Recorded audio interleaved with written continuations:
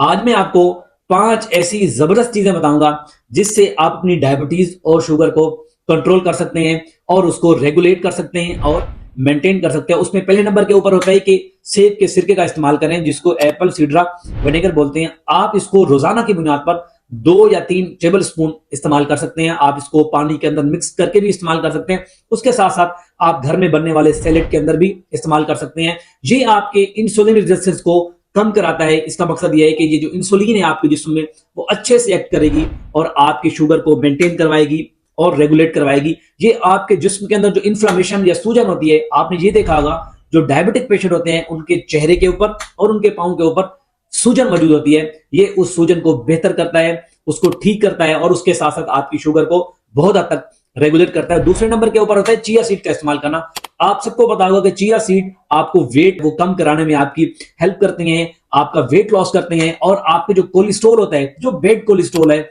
उसको कम कराते हैं और गुड कोलेस्ट्रॉल को बढ़ा देते हैं। और इसके अंदर फाइबर मौजूद होता है, ऐसा फाइबर जो आपके जिस्म में या जो आंतों में खाना जाता है, उसकी जो डाइजेशन है या जो जज़ब होने का अमल है, उसको स्लो कर देता है और उसको आहिस्ता कर देता है।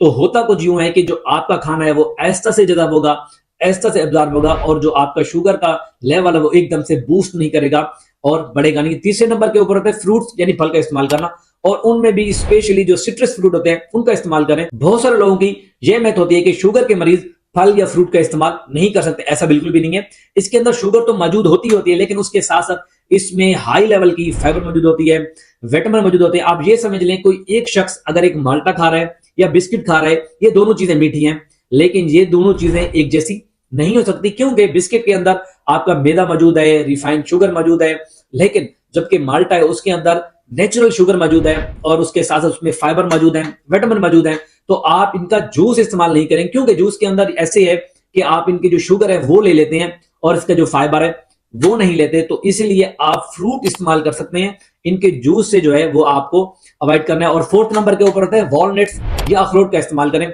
बहुत सारे लोग ऐसे हैं जो डायबिटिक भी हैं और वो चाय के साथ हमेशा बिस्किट का इस्तेमाल करते हैं। तो ये आप वॉलनट को एज स्नैक्स इस्तेमाल कर सकते हैं। आप इसको बिस्किट का अल्टरनेटिव के तौर पर इस्तेमाल कर सकते हैं और ये भी आपके लिए बहुत ज्यादा बेनिफिशियल है, क्योंकि वॉलनट के अंदर ओमेगा 3 फैटी एसिड मौजूद होते हैं, जो आपके लिए बहुत ज्यादा जरूरी है, आपकी ब्रेन के डेवलपमेंट के लिए और आपकी मेमोरी के लिए बहुत ज्यादा जरूरी है।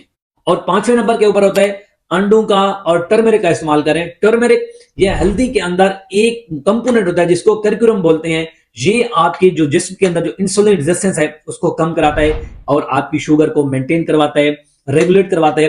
अंडे की जर्दी के बारे में पहले ये